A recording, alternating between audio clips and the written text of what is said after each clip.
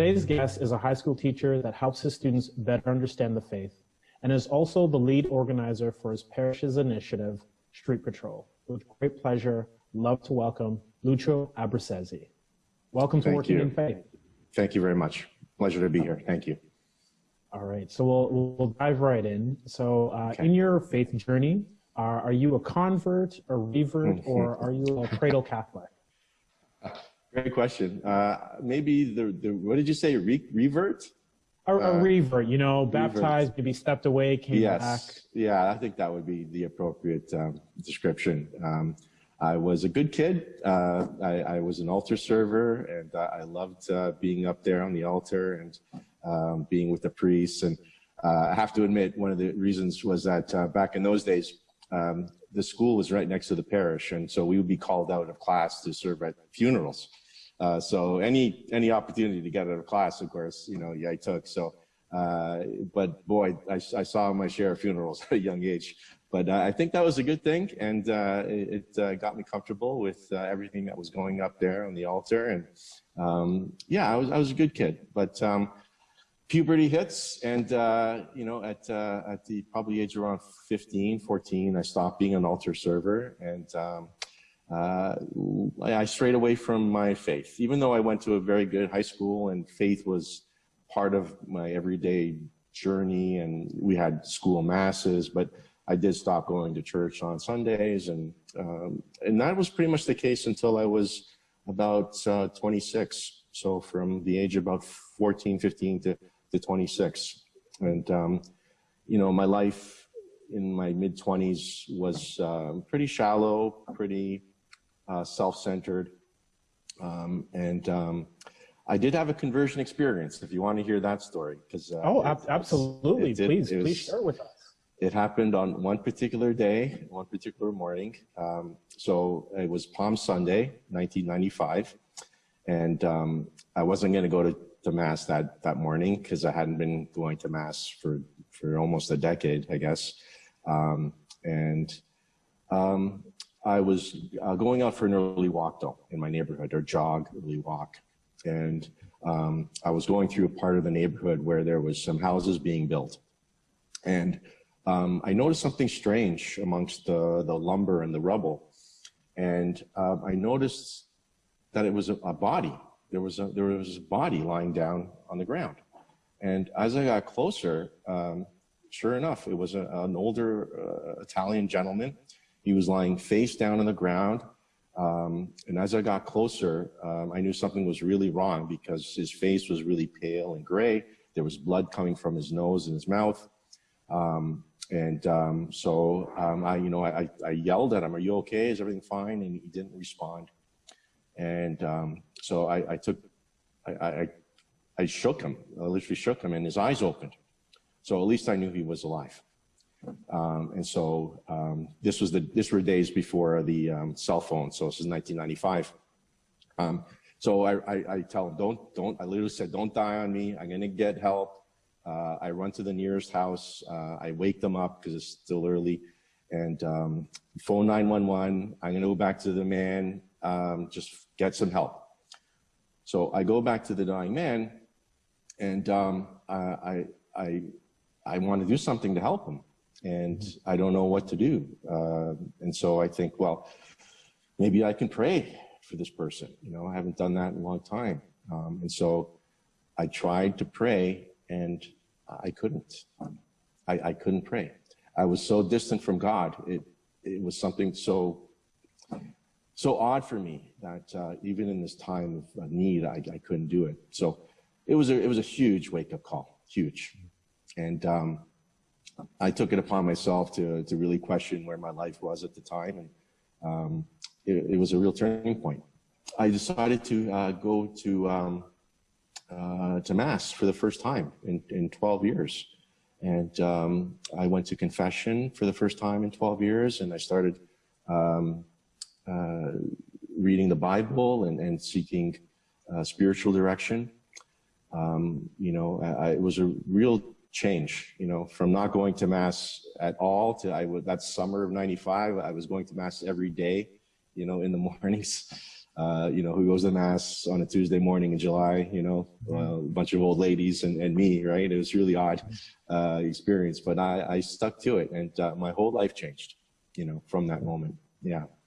With such a dramatic turn and really deep diving into your faith from that summer, how would you say that impacts your formation as a teacher? Because you left at around that time at like entering high school, and now you're teaching high school students. How do you find that impacts how you teach them, and particularly that you're exactly. I think that God, I'm sure, drew me to this profession because the conversion was so strong. I was actually thinking of becoming a priest, and so I was part of the formation process at Sarah House under Father Pat O'Day, and I really took it seriously. And at the time, I got accepted to Teachers College, almost miraculously too. I can't remember applying; I just got accepted.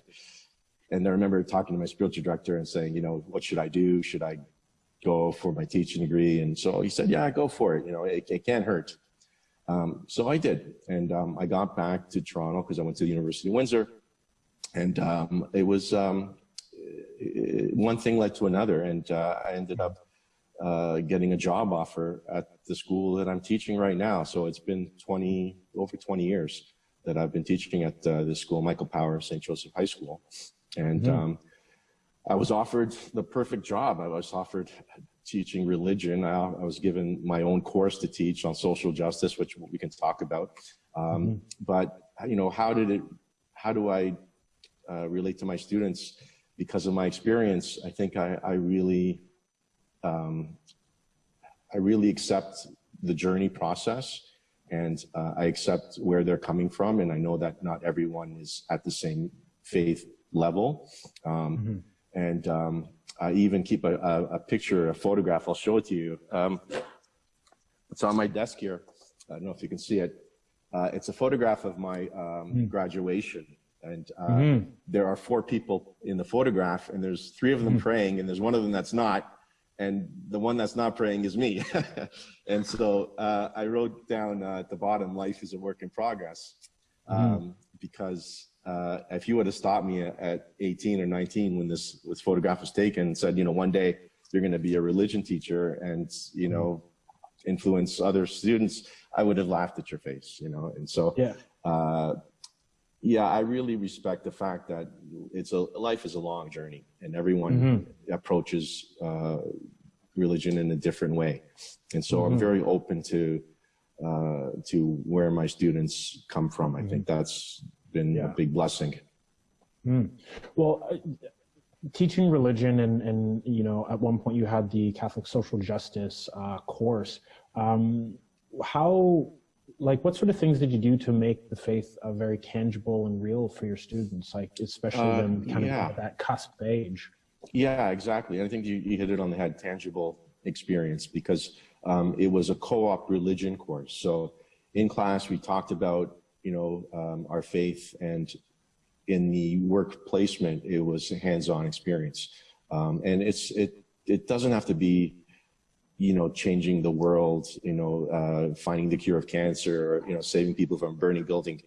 It's the simple things in life that make the world change. And so my students worked in nursing homes, in hospitals, in daycare centers, working with special needs kids in elementary schools.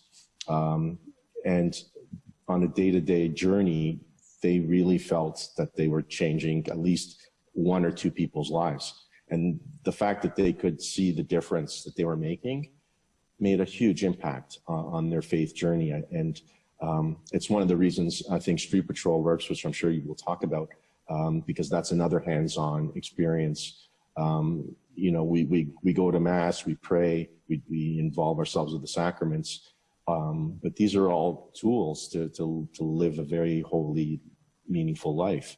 And if you don't put your faith in action, then what's it all about? So I think this is, and especially teenagers, I don't think you could have a lot of teenagers go to mass on a daily basis or a weekly basis and spend 2 or 3 hours in a church. But believe me, you can spend 2 or 3 hours working with the homeless, and it goes by like that. And and they feel such a connection by the end of it that it truly is a spiritual experience. Yeah, well, I'm really happy you brought that up, because you're also the lead organizer for Street Patrol on top of your duties as a teacher. For those who are not familiar with it, can you give us a bit of an overview what Street Patrol is all about? Sure. What it is, where you do it, and what's its purpose? Sure. And it's really connected to that summer that I was telling you about back in 1995. Because as I started participating more in the sacramental life of the church, I realized after a month or so of doing this that there was still something missing. And it took me a while to figure it out, but I just realized, wait a second, I'm not helping other people. I'm sure I'm filling the well, but I'm not dispersing the water. So at the moment where I felt like, okay, now I'm ready to do something, I started searching, because I'd been very, again, selfish, and I didn't know what to do, where to volunteer. So I looked on my parish bulletin board, and there was a youth that said, Wednesday nights on the steps of St. Patrick's Church on McCall Street in downtown Toronto, we meet, we hand out food to the homeless, and it was as simple as that. And I loved it. The first moment I started doing, of course, I was nervous, and I had butterflies and all that, and I didn't know how the homeless were going to react to my, homemade sandwiches that were particularly Italian delicacies, like an eggplant sandwich that I particularly loved, but the homeless really didn't have a taste for, let's say. So it was a learning curve, but I just loved it. And I soon started taking it over as the main organizer from OCY. And I haven't stopped. So basically every Wednesday evening in the summer months, we meet at 6:30 on the steps of St. Patrick's Church. And we go for about a 2 to 3 hour walk. And we hit the parks of downtown Toronto, and we stop and distribute food to the homeless. And we also engage in conversation, which is a big part of what we do. I always like to quote Mother Teresa, who said, homelessness is not only about not having food, but about being unwelcome and being alone. And so a big part of what we do is we try to feel like the homeless are part of our community, that we're one family. And it's a very simple idea, and I think that's why it's worked for 25 years. It's just a group of people, Catholics and non-Catholics. We just walk the street, hand out food to the homeless, engage in conversation on a beautiful Wednesdays in the summertime. Well, this past summer, we had to navigate COVID-19, and COVID-19 has impacted basically every facet of our lives. You being a teacher, you're probably teaching classes via Zoom, and all these sort of things, limited contact. So what did this previous summer look like for you with COVID-19 and even going forward? I think the biggest challenge was fear. There was a lot of fear. We are dealing with a population that is very vulnerable, that the hygiene isn't the best for this segment of population, and mask wearing. The homeless people tend not to wear masks, when they're out in the parks. We did, suggest wearing masks for our participants, and of course, social distancing. And because we were outside the whole time, I think that was a great comfort. I think we kept most of our regular participants. There were some that chose not to do it this summer, and I could understand why, because they had some other underlying issues of health issues. So and they helped in other ways. But I was really surprised. We kept our numbers high. In fact, in some ways, this was our highest summer of participants in a long time. Maybe because there was a need, and people felt that there was and plus this is a way of connecting one-on-one again with people in need. It's not an anonymous donation. Even with the masks, the masks do make it a bit impersonal when you're dealing with someone one-on-one. You don't see their facial expressions as much. But we went ahead, and so there wasn't that much of a difference, to be honest with you, other than what I just said. So I was really happy about that. Yeah. Yeah, that's incredible because, you know, like it or not, like I mentioned before, every facet of our life has been impacted by COVID-19. So it's great to see that in this act of charity, in this act of love, that you were still able to do it, and it turned out that it was a great success. Before you kind of mentioned Saint Mother Teresa. I'm curious to know if there are any other saints or specific Catholic social teachings that inspire and drive your work with the Street Patrol or even as a teacher? Saint Therese of Lisieux, of course, was a big influence as well. She's just a real inspiration, you know, to do things in a very simple way, to do them in a holy way. You know, the idea that anything that we do can become a prayer has really influenced me in almost all things of my life, because if I can invite God to be with me 24/7, you know, my day becomes a prayer. And even though I sin like everyone else, you know, I believe that God is with me.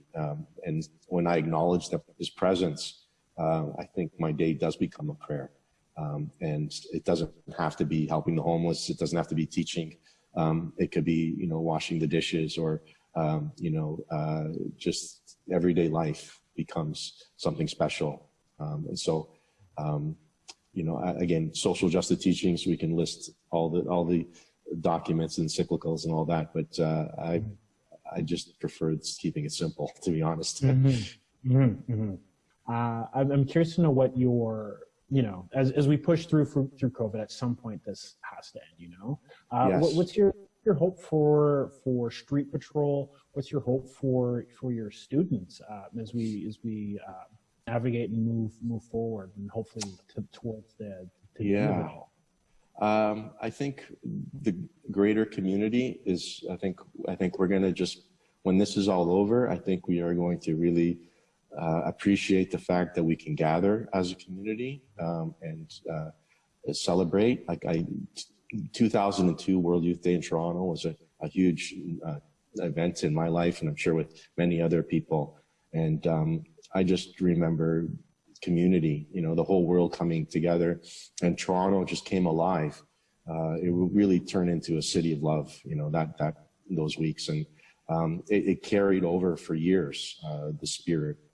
And I'd love to see that come back. You know, I'd love to see that the city energized, and you know, youth groups be strong and grow again.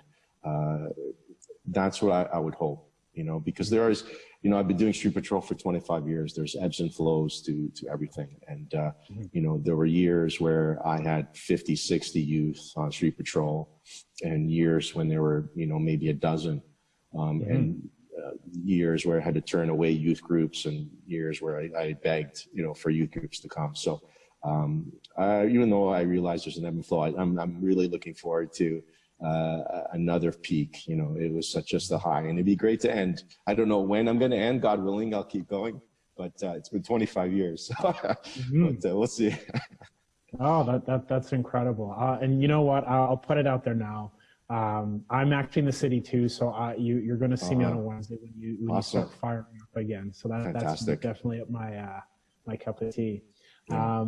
Through your journey of educating and working with the poor, the homeless, at what point in your journey did you feel like you were really fulfilling God's plan for your life? Yeah, it happened pretty quickly, you know, that summer where everything turned around. Like, I really felt God's presence in my life, where I'd been missing for a long time. And it's amazing how, if you let God into your life, what he could do. You know, I often say, you know, I just followed the direction of God, you know, and I think I call him the amplifier. Like, he just amplified everything that I was doing. And so there was a lot of reward, especially back in those early days when the energy was so high of a convert or a reconvert, as you know, it was just, I look back now with some hindsight, I was on fire. I was on fire with the Holy Spirit, I guess you could say. And I did a lot in those early years, and maybe too much, because I kind of have to admit I did burn out after doing it for about 7-8 years. I had to sort of set back and reevaluate and be aware of my own limitations, and so I think that's a healthy thing too in a person's faith life. But I look back now on those days with great fondness, because it was I was on fire, and then World Youth Day just happened to be around the same time, and it was just a perfect synchronicity. Yeah, it's fantastic. Well, for this next question, I feel that being an educator, you likely have some added insight into it. I'd love to know, what wisdom can you offer for people who are trying to identify and cultivate like their own particular gift, like through your revert, I guess, you were able to find your calling as an educator and organizer with Street Patrol, and you had a very distinct experience that kind of led you there. So what wisdom can you offer for others who are kind of spinning their wheels, kind of figuring out how to get back into the faith, how to live out their faith? I think patience is a big part of it, and to let God breathe in you in a way, to not force things to happen, but to cultivate a life where God can come in and do what God needs to do. When I met the dying man on the street, and I started to change my life around, I said goodbye to a lot of other things that I was doing that wasn't healthy. And what that did was allow God room to do what he needed to do. And so I would, practice the sacraments. I would cultivate a personal spiritual life as well, whatever that means.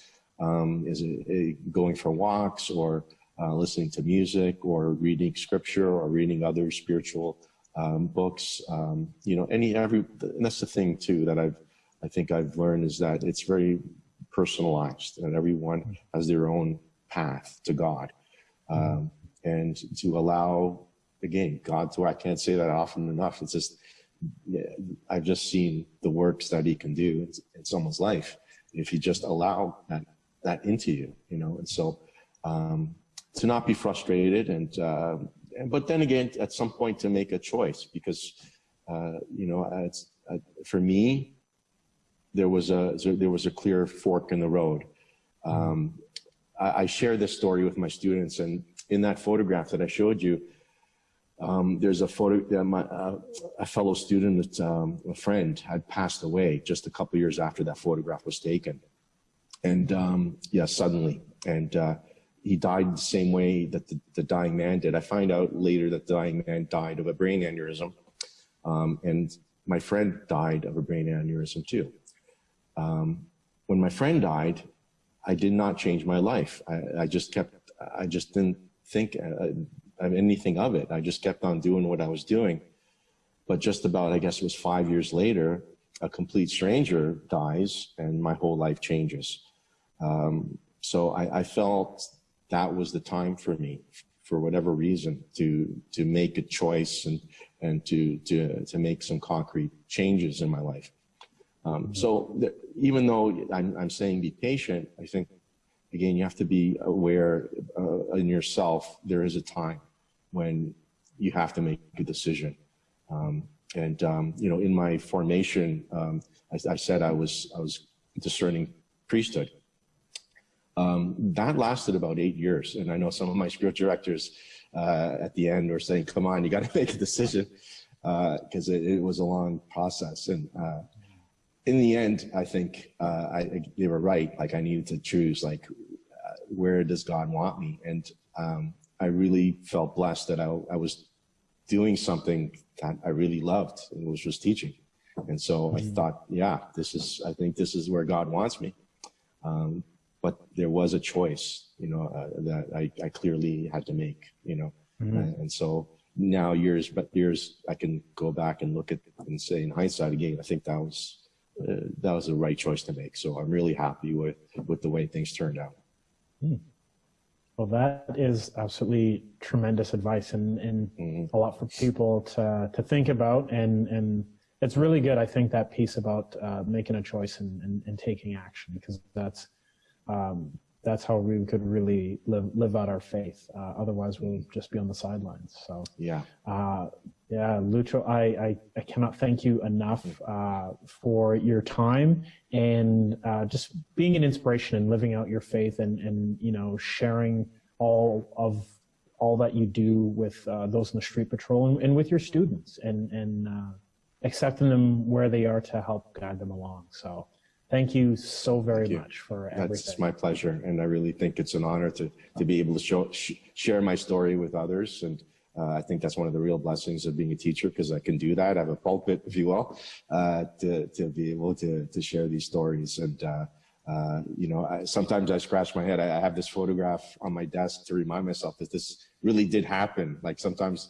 I think, wow, did this really happen? Like it's a crazy story, but yeah, it really did happen. And they're really happy about it. So I'm happy to share it with people. So thank you for the opportunity. Perfect. Well, take care and have a great day. All right. Thank you. Thank you.